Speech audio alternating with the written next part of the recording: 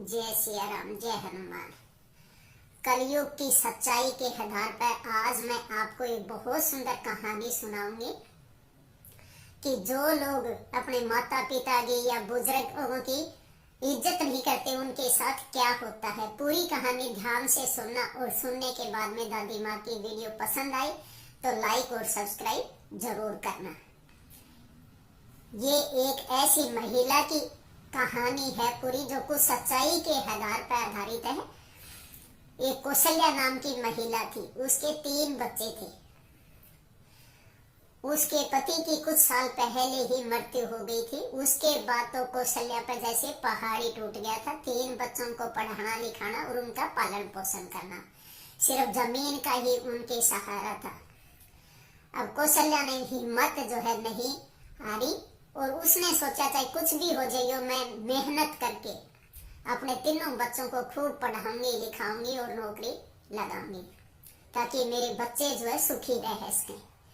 कौशल्या दिन रात अपने खेत के अंदर खूब मेहनत करती और अपने 3 बच्चों को शहर में बारी बारी से पढ़ने के लिए भेज दिया और वो दिन रात बच्चों का खर्चा उठाने के लिए दिन रात मेहनत करती रही, लेकिन उसने हिम्मत नहीं हारी। गांव में लोग भी उसकी चर्चा करते थे।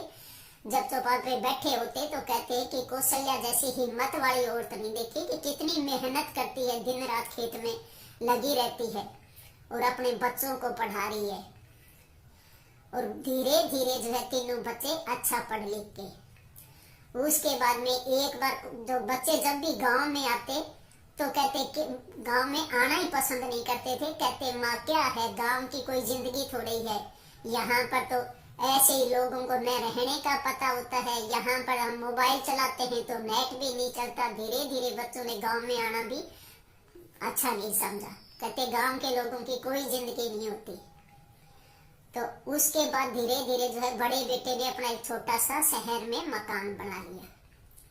एक दिन खबर आती है कि माँ मुझे बहुत अच्छी नौकरी मिल गई। अब कौशल्या को बहुत खुशी होती है कि चलो मेरे एक बेटे को तो नौकरी मिली। आज मैं बहुत खुश हूँ कि मेरी मेहनत जो है रंग लाई कि बेटे ने छोटा सा मकान भी ले लिया अपना और नौकरी भी लग गया। कुछ दिन बाद माँ के पास फोन करता है कि माँ मैंने एक लड़की पसंद करी है। माँ पूछती है कि बेटे वो तो ठीक है, मैं खुश हूँ अगर तुम्हें लड़की कोई पसंद है, लेकिन लड़की कैसी है। तब बेटा कहता है माँ अच्छी पढ़ी लिखी है, मेरे साथ नौकरी करती है और अच्छी सीधी सादी लड़की है। अब उसके बाद में कौशल्या अपने बेटे की खूब धूमधाम से शादी करती है और खुश होती है कि चलो अब तो मेरे घर में भी बहू आएगी, मेरी खुशियां वापस लौट आएंगी। बहुत खुश होती है, धूमधाम से शादी करती है अपने बेटे की और उसके बाद में फिर बहू को भी बेटे के साथ चली जाती है क्योंकि उसके साथ नौकरी करती थी। बेटा बहू अपने आराम से रहने लगते हैं और धीरे धीरे उसके बाद उनके दोनों बेटों की औरों की भी सर्विस लग जाती है, नौकरी लग जाते हैं। अब उनके 3 बेटे नौकरी लग गए। अब कौशल्या सोचती है कि चलो अब मैं बहुत खुश हूँ कि मेरी मेहनत जो है सफल हुई, मेरे 3 बच्चे कामयाब हो गए और दोनों बच्चों की भी फिर शादी कर देती है। अब 3 बच्चों की बहू आ जाती है। सोचती है कि चलो अब तो मेरे खुशी के दिन लौट आए, अब मैं बच्चों के साथ रहूंगी, पोते पोती होंगे, कभी मेरे पास आएंगे, कभी बात करेंगे, मेरे खुशी खुशी के दिन आएंगे। अब बहुत खुश होती है कौशल्या। ऐसे दिन निकलते जाते हैं लेकिन बच्चे गांव में आना पसंद नहीं करते। 3 जो है अपना अपना मकान लेके शहर में रहना शुरू कर देते हैं। उसके बाद कौशल्या में से भी जो है उसके साथ की जो सहेलियां थी वो कहती कौशल्या अब तो तुम बूढ़ी होगी हो, पोते पोतियों के पास रहना शुरू करो, आपका भी मन लग जाएगा, क्यों अकेले यहाँ दुखी रहती हो, अकेलापन भी मनुष्य को खाता है, तो तुम क्यों नहीं अपने बच्चों के पास चली जाती हो। ऐसे ही बेटे भी फोन करके कहते माँ अब छोड़ो ये खेती करना और हमारे पास आकर रहने लग जाओ, आराम से यहाँ रहो। और बड़ा बेटा जो है अपनी माँ को अपने पास बुला लेता है और वहां रहने लग जाता है। रोज माँ से बातें करता, ड्यूटी पे तो शाम को आता, आते माँ से पूछता माँ बिल्कुल आप खुश हो। माँ कहती हाँ बेटा मैं बहुत खुश हूँ। लेकिन उसकी पत्नी का धीरे धीरे जो है अपनी सास के साथ व्यवहार अच्छा नहीं रहता था। वो एक बोझ समझने लगी कि इस बुढ़िया का और खर्चा बढ़ गया घर में वो कुछ न कुछ सारे दिन बोलती रहती। एक दिन कौशल्या ने सोचा कि मैं थोड़ा बहुत रसोई में इसका काम करवा दूंगी किचन में, ताकि ये खुश रहेगी और मुझे बोझ न समझेगी। तो किचन में जाकर अपनी बहू से कहती है, बहू लाओ मैं कुछ सब्जियां वगैरह काट दूंगी, मुझे दे दो, बैठी बैठी ये काम मैं कर दूंगी, कोई और काम हो तो बता देना। बहू ने कहा, माँ जी आप अपने कमरे में बैठे रहो, एक काम करोगे 10 काम बढ़ाओगे, मैं अपने आप कर लूंगी इससे अच्छा तो।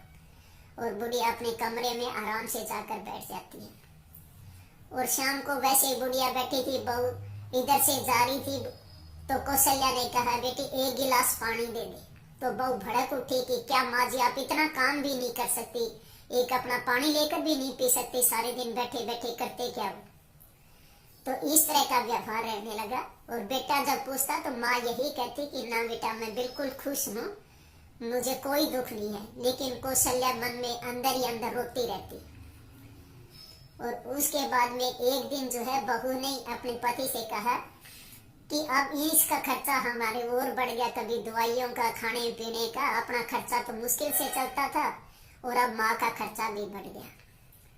तो माँ कुछ थोड़े से दिन जो है छोटे जो है बेटे के पास क्यों नहीं चली जाती। तो एक दिन शाम को आकर कौशल्या से उसका बेटा कहता है, माँ छोटा भाई जो रमेश है, आप कुछ दिन वहां भी रहे हो, आपका मन बदल जाएगा और कुछ दिन जो है थोड़ी सी आउटिंग भी हो जाएगी। कौशल्या समझ गई थी, उसने कहा ठीक है बेटे अब मैं उसके पास चली जाती हूँ। और जो है कौशल्या दूसरे बेटे के पास चली जाती है। इसी तरीके से फिर दूसरे बेटे का व्यवहार ऐसा ही होने लगता है। उसके बाद फिर सबसे छोटे बेटे के पास कौशल्या चली जाती है। अब धीरे धीरे उसके बाद में जब तीनों बच्चों की ये भावना आने लगी कि जहाँ जिसके पास रहेगी तो हमारा खर्चा बढ़ जाएगा और इसका काम भी बढ़ जाएगा, तो तीनों बच्चों जो है कहने लगे कि बारी बारी से जो है हमें 6-6 महीने जो है इस तरीके से माँ को रख लेंगे, फिर किसी के एक के ऊपर बोझ नहीं पड़ेगा। अब बारी बारी से तीनों के पास कौशल्या रहने लगी कि ये तो अच्छा बंटवारा हुआ, मैंने तीनों बच्चों को अकेली ने पढ़ाया और अब तीनों बेटे मेरा जो है बंटवारा कर रहे हैं कि बारी बारी से माँ 6-6 महीने रहेगी। और फिर एक दिन ऐसा आता है, तीनों भाई सोचते हैं कि माँ को जो है अपने वृद्ध आश्रम में क्यों न छोड़े, वहां पे सबके साथ मिलती जुलती रहेगी, इनके साथ की और भी सहेलियां मिल जाएंगी, अच्छा टाइम पास हो जाएगा, अपने मिलते रहेंगे। और फिर कौशल्या से उसके बेटे बात करते हैं कि माँ आप जो है वृद्ध आश्रम में वहां बैठे रहो, हम फोन करके भी पूछते रहेंगे आपसे और आपसे महीने में मिलने भी आ जाया करेंगे बारी बारी। अब बेचारी कौशल्या का क्या करती, कुछ भी नहीं बोली और उसको वृद्धाश्रम में छोड़ आते हैं। और उसके बाद में फिर बेटे अपना अपना आराम से जो है घर में रहने लगते हैं। कौशल्या ने क्या किया, कौशल्या के पास जमीन थी, कौशल्या ने वृद्ध आश्रम में वहां से छोड़कर जो है चली जाती है। कुछ दिन बाद में जब बड़ा बेटा मिलने जाता है वृद्ध आश्रम में, तो वहां पर देखता है कि उसकी माँ नहीं है। तो वहां के इंचार्ज से पूछता है कि मेरी माँ कहाँ है। तो उसने रजिस्टर दिखाया कि वो अपनी मर्जी से जो है यहाँ से छोड़कर गई है, हमने उसके साथ कुछ भी नहीं किया। अब बेटा जो है बार बार फोन भी करता है तो माँ फोन नहीं उठाती। सोचते हैं अब तीनों बच्चों के ये होगी कि पता नहीं माँ कहाँ गई है। और काफी फोन करते हैं, कौशल्या फोन भी नहीं उठाती। एक दिन उसके गांव में उसके बेटे के जो साथ पढ़ने वाला था उसके दोस्त का फोन आया कि अरे रमेश क्या बात, तुमने अपने गांव की जमीन बेच दी, इतनी महंगी जमीन, उसका पता है वहां पर हाईवे निकलने वाला था और करोड़ों की वो जमीन थी, कम से कम हमें ही बता देते, हम खरीद लेते उस जमीन को, तुमने तो चुपचाप ही वो जमीन बेच दी, इतनी महंगी जमीन इतनी जल्दी क्यों बेची तुमने।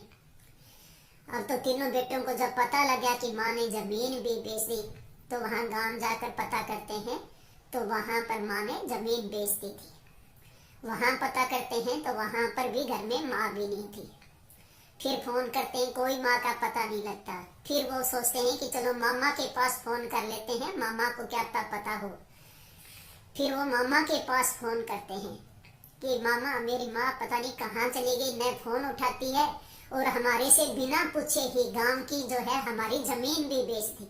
अब मामा को बड़ा गुस्सा आता है, पहले तो प्यार से बात करता है, फिर कहते हैं कि तुम्हारी जमीन कहाँ से आई, तुमने खरीदी थी जमीन।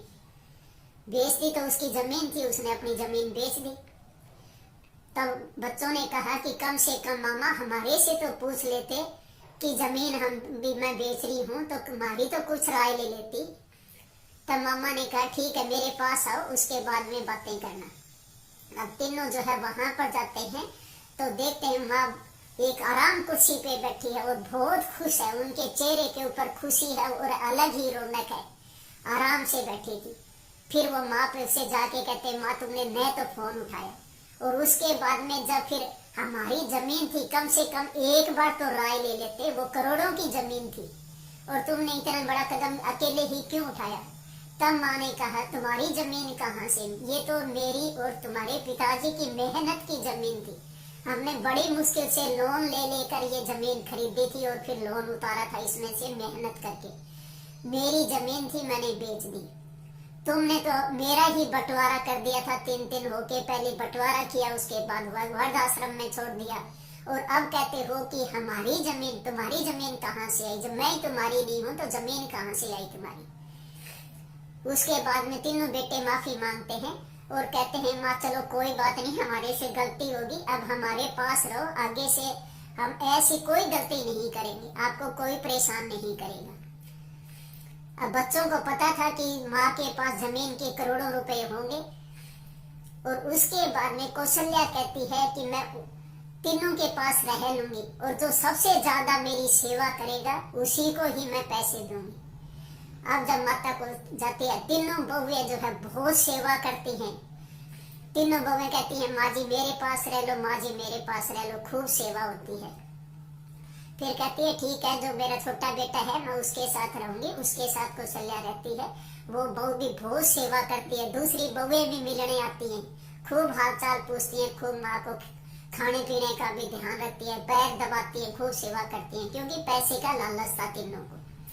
और कुछ समय बाद में कौशल्या एक दिन जो है सबक सिधार जाती है, उनकी मृत्यु हो जाती है, क्योंकि मौत तो एक दिन सबको आना है, धरती के ऊपर आज तक न कोई रहा है न रहेगा। और कौशल्या जब चली जाती है उसका दाह संस्कार करते हैं, जब 11 दिन पूरे हो जाते हैं उसके बाद में देखते हैं कि अब माँ का सूटकेस देखते हैं उसके अंदर क्या क्या निकलता है। जब माँ का सूटकेस खोल कर देखते हैं कि इसमें क्या क्या है तो कुछ भी वहां पर पैसे वगैरह कुछ भी नहीं निकलता, सिर्फ एक फिर बैंक की जो है बैंक की पासबुक निकलती है, उसके अंदर सिर्फ 10 लाख रुपए थे। अब तो बच्चों के नीचे से जो है जमीन ही जैसे पैरों के नीचे से खिसक गई हो, सोचा कि माँ का पैसा गया तो गया कहाँ, बैंक में भी माँ के तो खाते में सिर्फ 10 लाख है। सोचा जरूर ये कोई मैनेजर ने कुछ न कुछ गड़बड़ करी है। बैंक जाते हैं तीनों बेटे और बैंक जाकर वहाँ मैनेजर से पूछते हैं, तब मैनेजर सारा कंप्यूटर के अंदर सारा कुछ चेक करके फिर एक एक हिसाब बताता है कि ये कौशल्या की ये साइन है, उसने जो है इतने लाख वृद्धाश्रम में दिए हैं, इतने गरीबों का जो आश्रम है वहां पर दिए, इतने गौशाला में दिए हैं, सबका अलग अलग जो है खुद के साइन किए हुए हैं, अनाथ आश्रम में भी दिए हैं, वृद्धाश्रम में भी दिए, गौशाला में भी दिए हैं, उसने अपना इतना इतना जो है उसने अपना सारा दान करके गई है, और यहाँ पर साइन भी है उनके, आपके सामने सबूत है, ये सब कुछ मैं दिखा सकता हूँ। और उनके खाते में अब सिर्फ 10 लाख रुपए बचे हैं और उनके खाते में कुछ भी नहीं है। अब अपना माथा ठोकते रहते हैं, अपनी गलती पर पछतावा होता है कि माँ के पास जमीन का इतना पैसा था और माँ सारा कुछ जो है दान करके सिर्फ 10 लाख रुपए रखे। अब क्या करते तीनों बेटे जो है, जब चिड़िया चुग गई खेत फिर पछतावे क्या होता है। तो कहते हैं माँ बाप जो है कभी भी अपने बच्चों का इतना भी बुरा नहीं चाहते, लेकिन बच्चे कई बार ऐसे ऐसे कदम उठा लेते हैं कि माँ बाप को मजबूर होना पड़ता है, और बच्चे तो माँ बाप का बंटवारा तक भी कर देते हैं। उसके बाद में आजकल तो ऐसी सच्चाई भी है कि वृद्ध आश्रम में भी छोड़ आते हैं कि ये हमारे लिए बोझ है। एक माँ बाप अपने 10 बच्चों का पालन पोषण कर सकते हैं, लेकिन 10 बच्चे जो है 2 माँ बाप का पालन पोषण नहीं कर सकते। ये आज के युग की सच्चाई भी है। और कहते हैं कि जो माँ बाप की और बुजुर्गों की सेवा करता है, उनकी इज्जत करता है, उनके तो भगवान का भी आशीर्वाद हमेशा साथ रहता है। उनके घर में कभी कोई किसी तरह का कोई दुख संकट नहीं आता। इसलिए हमेशा कहती हूँ कि बड़ों की, अपने माँ बाप की हमेशा इज्जत करें, सेवा करें। बुढ़ापा एक दिन सबके अंदर आना है, कोई इस धरती पे न रहा है न रहेगा। पहले बच्चे हैं, फिर जवान होंगे, फिर बुढ़ापा भी आएगा। जैसी तुम सेवा करोगे वैसे फिर तुम्हारे बच्चे भी आगे चलकर तुम्हारी सेवा करेंगे। इसलिए हमेशा जो है अपने माँ बाप की सेवा करें, ताकि आपके बुढ़ापा आए तो आपके बच्चे भी आपकी इतनी ही इज्जत करें, सेवा करें, उनके अंदर भी यही संस्कार डले।